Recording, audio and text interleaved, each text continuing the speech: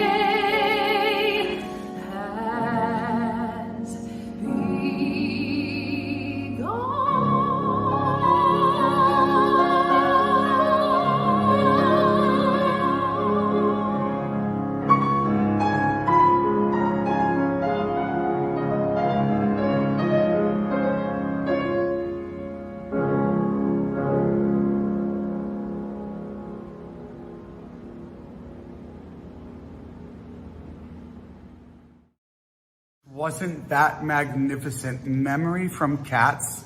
And we have with us today one of my best friends who is in herself a talent explosion because she can do everything. She can sing, she can dance, she can act, she plays piano, she musical directs. just amazing, an amazing woman.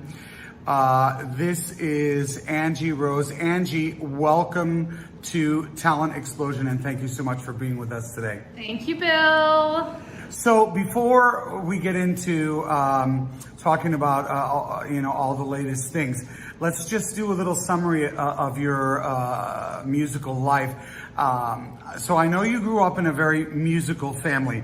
Tell us a little bit about your early life and how you got interested in music and in the performing arts. Well, my parents were the huge influence, actually. They loved the arts, they loved theater. My parents were actually ballroom dancers themselves. They taught ballroom, they were professional competitors, so even as a little girl, they would be on a competition and they'd drag me and my sister with them, and we'd watch them ballroom dance with these elaborate costumes, and the girls were always in these amazing makeup, and so it was just an amazing show, and dancing was a big part of their lives. Now, music as well, theater, I grew up going to the theater. I think my first show was actually Carousel, and the story is I was 3 years old when my parents took me to my very first show, and apparently I just sat there the whole time at 3 years old, just in awe of what was going on stage. So I guess that's when I fell in love as a little girl. And you did a bunch of shows when you were in high school, right? You starred in them, you sang in them. What shows did you do besides that? Oh, sure, anything goes. I was Reno Sweeney, I was Rizzo in Grease. That was kind of the path that I took, and I did a lot of community theater at the time too. I did a lot of roles on stage. I was able to do some Shakespeare. I did As You Like It was one of my favorites, and then a lot of musical theater, some Sondheim, Little Night Music, Sunday in the Park with George. I got to portray some awesome roles like Adelaide and Guys and Dolls.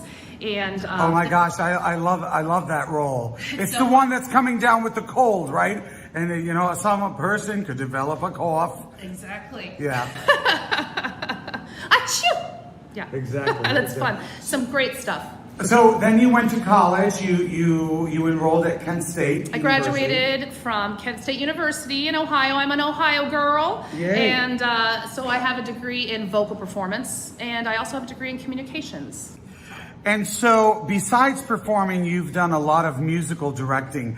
Exactly how did you get involved in music directing, and when did that start for you, and what were the first couple of shows that you did? I was pretty young. I was about 19, I think, when I did my first musical direction. I just was always a pianist. I played as a little girl, so even though I like to do the onstage stuff, I was getting all these jobs playing, and so pit work kept coming up. So I got to do some great shows, and I taught a lot of lessons in college. Always did church work as well. I worked for a Catholic church for about 10 years, Presbyterian church. So I was all over the place doing any kind of music work I could, but really got embedded into musical theater. And I was lucky enough to land a great job at like the age of 23, right after I graduated, about a year after I graduated college, at, it was the largest dinner theater in the country. It was called Carousel Dinner Theater. It was a wonderful And that's where, in Ohio? It was in Ohio. Now, unfortunately, it's shut down since I had worked there. But at its time, I mean, this was like 30 years of a legacy that Carousel left. And when you think of dinner theater, you think of maybe one thing, but this was high-end dinner theater. All of our actors came from New York. They were equity performers. They were Broadway performers. We were union musicians. We did 8 shows a week all year round. And I was able to I did over 50 productions there. I worked there for about 10 years and had some wonderful times. And the cool thing about that job was we had actors coming in and out. I got to meet so many amazing people. That's awesome. Tell me about some of the national tours that you did also as musical director. Well, I mean, let's see, in 2008, 2009, I did the national tour of the 25th annual Putnam County Spelling Bee. That was a blast. We just toured all over the U.S. Wow, amazing. And also you did the Color Purple. Did the Color Purple tour. That was my last national tour. Also a wonderful, amazing experience. Wonderful show. Beautiful. And I know that you also did Miss Saigon, and I have an interesting story about Miss Saigon because Grant Norman, who I know that you have sung and performed with here in the Villages, you know, he was one of the great phantoms in Phantom of the Opera. But his first big experience in New York was first he covered all the male roles in Miss Saigon, and then he did the role of Chris.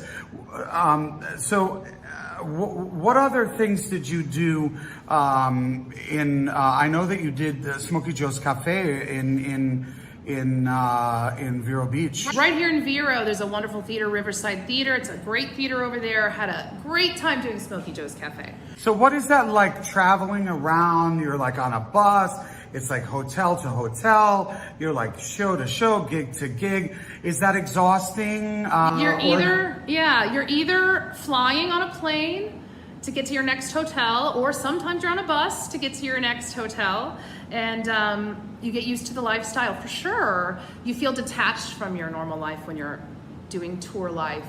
You get really close with your theater family and the people on tour with you. Right. And what a great experience. I'm just so blessed because I got to live in Denver for a while because I was doing theater there, and I got to go to Florida and travel all over the country, and just see and experience all this amazing stuff that our country has to offer while performing and doing the thing that I love. So what's better than that? Well, I'm sure that traveling around constantly on tour can be exhausting. And so your parents, they moved to Florida, and you decided to come here to the Villages. We ended up coming down here to the Villages. My son and I have a 7-year-old son, and he's down here with me. And yeah, my parents were down here for a few years. And so after a while, we just decided that this was a move that we were gonna make. After becoming a mother, I settled down. My tour life wasn't going to happen for a while. Well, I mean, you had a son, so exactly you had to settle down. Exactly. And so you came here to Florida with your folks. And how did the liaison happen with New Covenant United Methodist Church? Oh, interestingly enough, I had kind of scoped out the area. Of course, my parents lived down in the Villages, and I had scoped around the area. I've always worked in churches, so I knew that I wanted to find a place to go and find a home. So I started looking around, and I actually just was scoping around, and I looked up New Covenant United Methodist Church, and I saw Sean, and I just sent him an email. And from there, I got a job working with him. It's been almost going on 6 years now that I've been here and working at New Covenant United Methodist. Also, I think where I met you at the same time too, right? Exactly. Okay, so folks, she's talking about Sean Pollock, who's a great friend of mine. And, he is the music director at New Covenant United Methodist Church. And he has tremendous experience in opera and in collaborative musicianship as a pianist. And he's one of the most talented people we have here in the Villages. Very lucky to have him. And Angie, you are so lucky to have met him and to be working with him. And I remember Sean had invited me to be part of a fundraiser, and I forget exactly what the fundraiser was for, but you and I met at lunch one day. Sean and you and I, we got together to sort of sit down and figure out what we were going to do on this program. And immediately, as soon as I met you, I just felt like we hit it off. I mean, amazing. And then I actually didn't know at first when I met you that you were a singer, but when I heard you sing, oh my gosh, took my breath away, and I said, wow, we are going to be great friends. I thought so too, and when I remember that lunch too, and we did hit it off. And that first benefit concert, it was a concert for Backpack for Kids, Oh, yeah, that's right. We do that every year. You've done it a couple times with us before, and we end up giving backpacks and school supplies for the kids right here in our local community. So that's something we've been doing every year. It was an awesome concert, too. And we did Memory for the first time together. I remember that. During that concert. That, amazing. And then while you were at New Covenant, you also went with the whole group from New Covenant to Carnegie Hall, and you made your Carnegie Hall debut. What was it like to stand on the stage of Carnegie Hall and participate in that kind of great concert? Well, that was an amazing trip, and of course a once-in-a-lifetime experience to be performing at Carnegie Hall. What a memorable experience. Best acoustics in the world, right? Absolutely. One of the things that I remember the most, or I was the most impressed by, was when you did your cabaret show at the Sharon.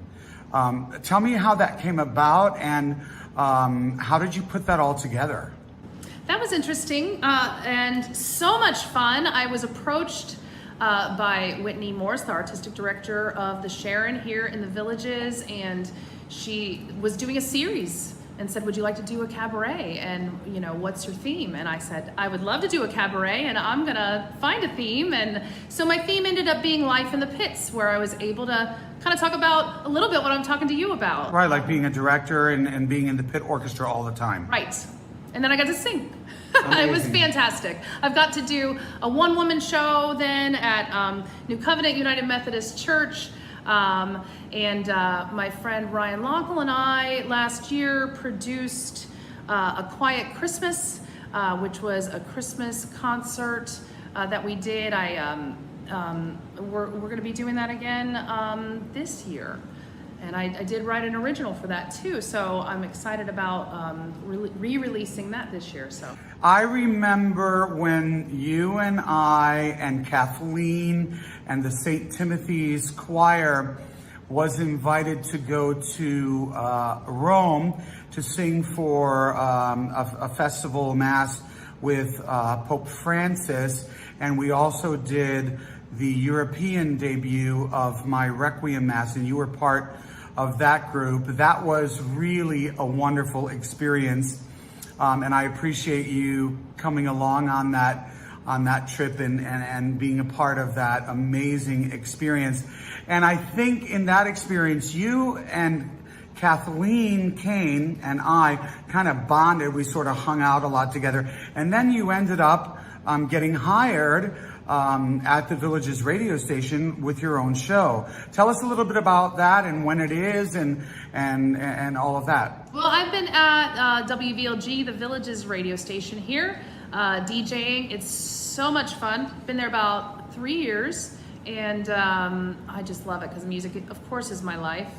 And it's an oldies station. It's a blast, and get to talk about a lot of local stuff that's going on here in the Villages.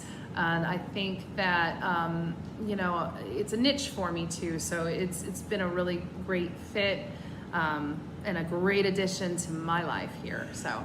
Well, Angie, every time that we hang out or we're together, I always feel like you're family. I mean, I feel like you're my niece, and I have the greatest time with you. And I love you so much.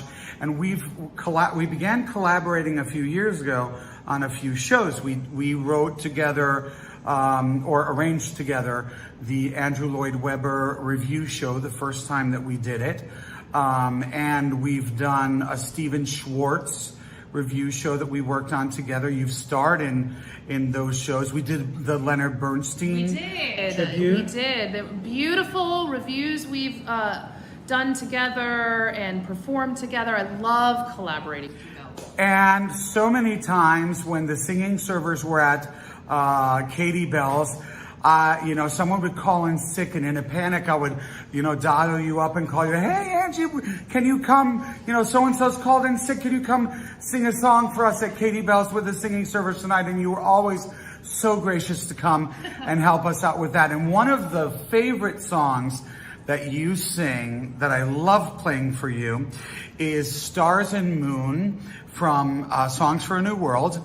And, but tonight we're going to give our audience a special treat because of course the people at New Covenant, they get a chance to hear you on the piano quite often, but some of our listening audience doesn't know really the whole scope of everything that you do.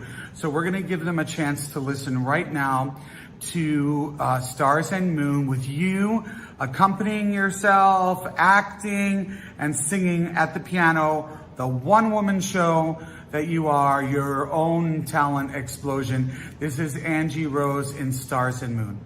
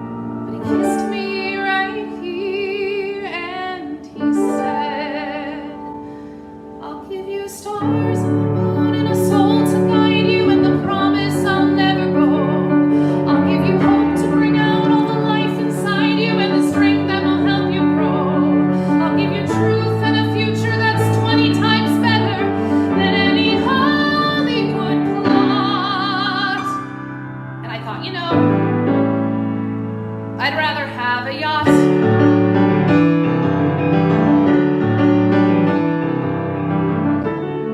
Met a man who lived his life out on the road, who left a wife and kids in Portland on a whim. Met a man whose fire and passion always showed, who asked if I could spare a week to ride with him.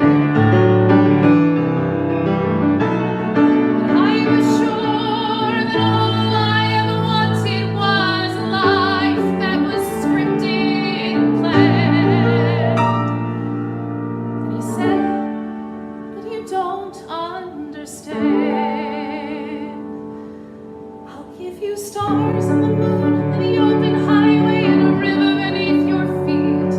I'll give you days full of dreams if you travel my way and a summer you can't repeat. I'll give you nights full of passion and days of adventure. No strings, just warm summer rain. And I thought, you know, I'd rather have champagne.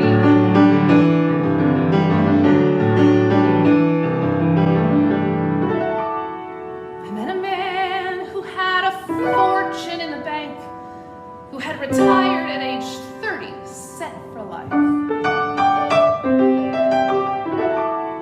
met a man and didn't know which stars to thank, and then he asked one day if I would be his wife. I looked up, and all that I could think of was the life I had dreamt I would live. And I said to him, what will you give? I'll give you cars and a townhouse in Turtle Bay and a fur and a diamond ring. And we'll be married in Spain on my yacht today. And we'll honeymoon in Beijing. And you'll meet stars at the parties I throw in my villas in Nice and Paris in June. And I thought, okay. And I took a breath and I got my yacht. And the years went by and it never changed and it never grew and I never dreamed. And I woke one day and I looked around and I thought, my God, I'll never have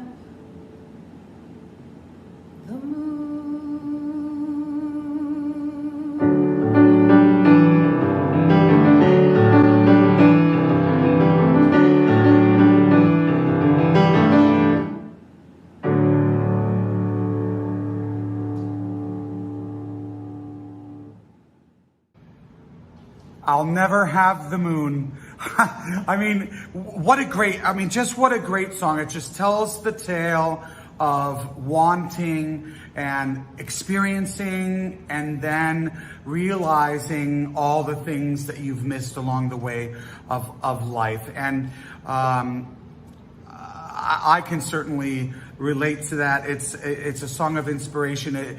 It makes me think that I need to pause and enjoy really the good moments that we have, the blessings that God gives us every day, and to try to experience contentment while still moving forward.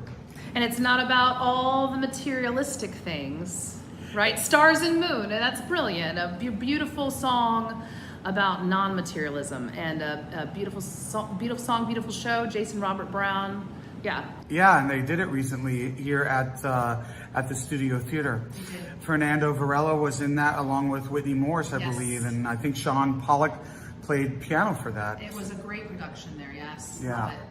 Love it. So I want to talk a little bit because people are very excited about this song that we wrote recently, and it's become a hit on YouTube. We've got almost 8,000 views in just a few weeks. And I'm hoping that it's going to be a big success for us. So I just wanted to talk a moment about that. So Angie and I have been, a little bit down about this whole pandemic thing. And we were just sort of hanging out one day, sort of talking about how depressed everyone is and how this sort of hit us all out of the blue. And just that everyone was at each other's throats fighting about politics and religion and all kinds of stuff. And, okay, I'm not gonna lie, we had a couple glasses of wine, and we said, why hasn't somebody written a song to try to bring people together and focus on the goodness in this world and not be fighting with each other so much all the time? And so we just sat and sort of brainstormed one day, we need to write a song. And we threw out a bunch of ideas, and Angie started taking notes because I've written a lot of music before. Angie's written a lot of music before as well. She's a composer. But for me, I got a lot of melodies in my head, but I don't do so well with lyrics. But she really is great with words. She just started taking notes that night and just put together this great song. Tell me about, Angie, just tell me a little bit about how you feel that song sort of happened. That song, that was so interesting because it did spawn right out of just us as friends, hanging out, social distancing one night, talking about what in the world is going on in the world right now. This is crazy. On top of it, the media and all this and politics and it's just, it seems so negative, and it's negative, and we just need to bring some positive. And yeah, you played me that melody that night, I think.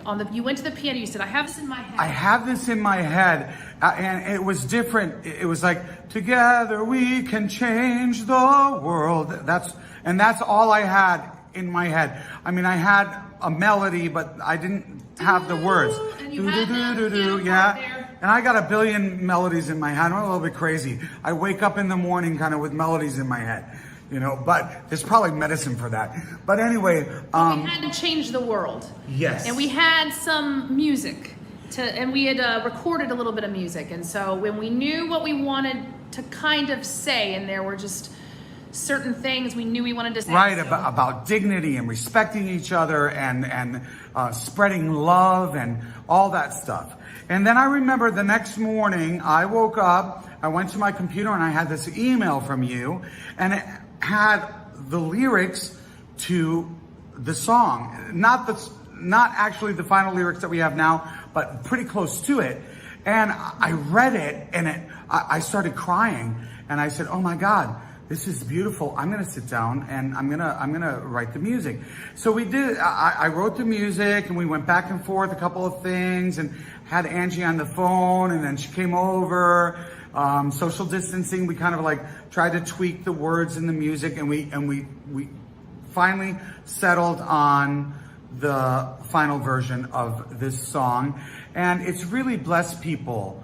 And do you have something that you want to bring up about that experience of just like the collaboration of writing a song together? Yeah, I mean, first of all, I mean, we knew we worked well together as musicians, and just we're on the same mindset, doing all these reviews we've done together and working together. But actually writing a song together, it was actually a magical experience over a couple of days, because it was very organic and it just naturally happened, and we let it happen. Right. So that's the other magical part of it. Well, and it was really a blessing. And then we decided to make a little studio recording. Well, actually, I dream big. So I thought, okay, we got to get this song out to Warner Brothers or, Disney or somebody, it's going to be a big hit or whatever. But then the more we thought about it, I was like, by the time all of that stuff happens, it's going to take forever and so many tens or hundreds of thousands of dollars to do that.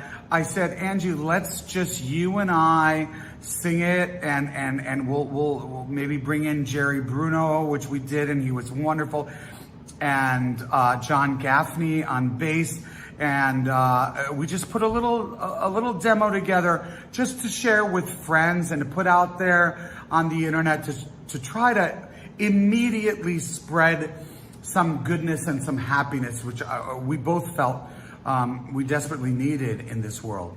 And beyond that, like, we needed it for right. us. Just the fact of us doing it uplifted our souls too. It was therapy, and so also, yeah, we wanted to just share it with people, just if just to put it out there and see if that positivity can bring some better direction to our world, right? And I definitely think that it can, and I think that if people could let go of this nonsense about fighting about religion and politics.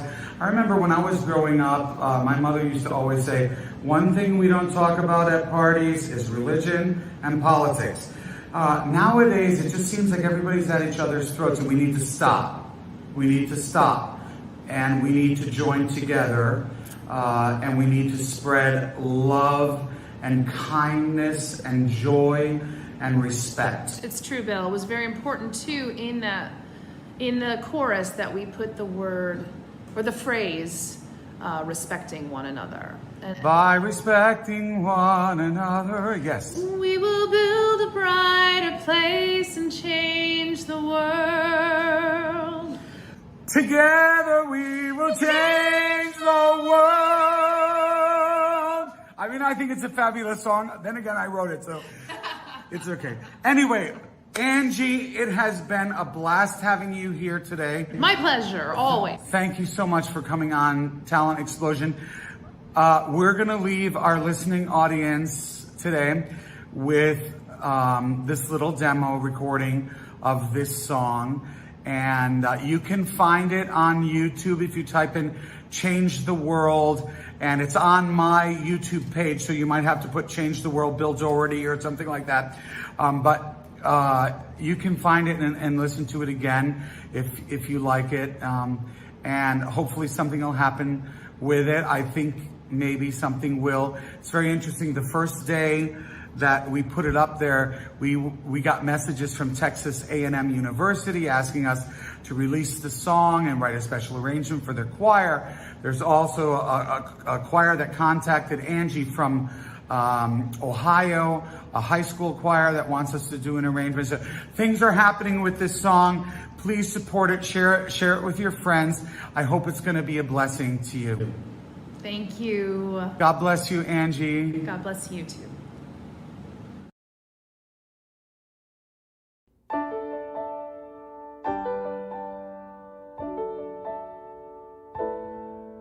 It's the time, it's the place, it's the dream we have to chase.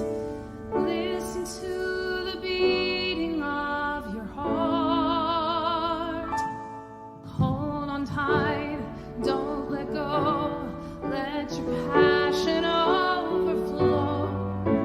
United we will make a brand new start. And together we will change the world. Spread the light of love forever and learn to come together. Together we will change the world by respecting one another.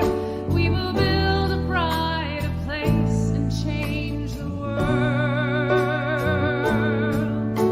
Together we will change the world.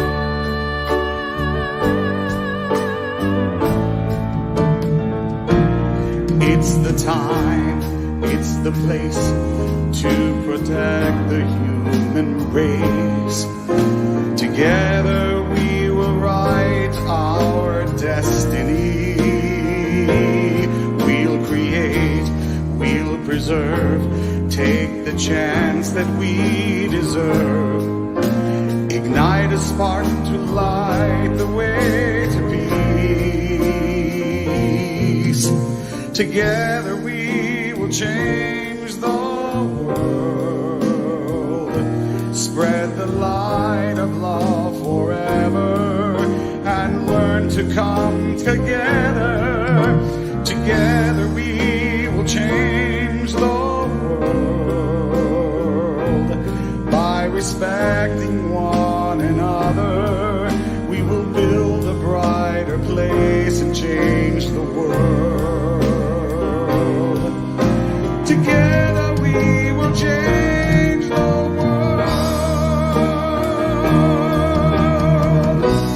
If we only join together, hand in hand, we will rise above the storm.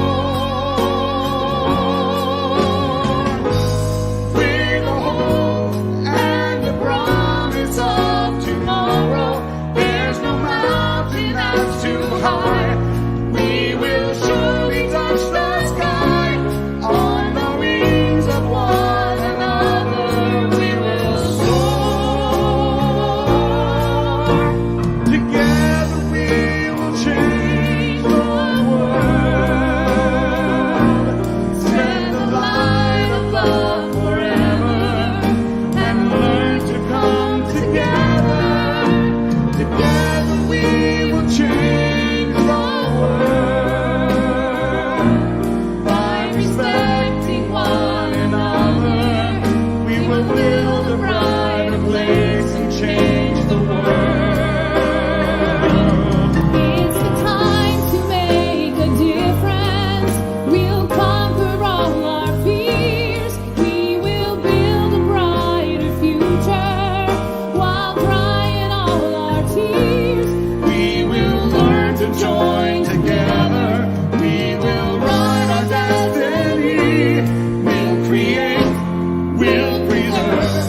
Take the chance that we deserve and ignite the spark that lights the way to peace.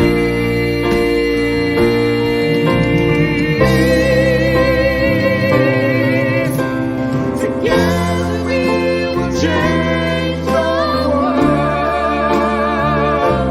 Spread the light of love forever and learn to come together. Together we will change the world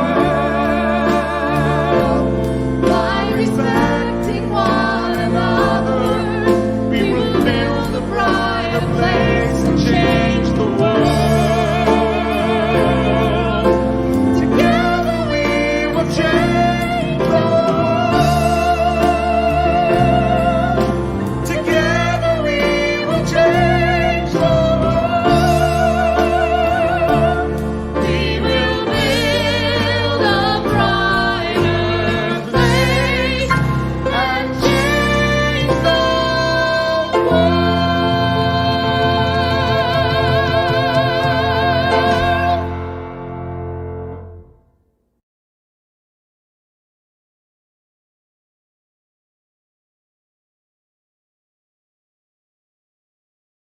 Thank you so much for joining us for today's show. I want to take this opportunity to invite you to go to centralfloridalyric.opera.org. Make a donation to keep beautiful music flowing. If you click on the donate button, the PayPal donate button, your donations will go to help support the artists that you've heard today on the show, as well as to help support our company and to keep us rolling during this COVID-19 pandemic, and to enable us to continue to bring beautiful music to you. Thank you so much for joining us, and good night.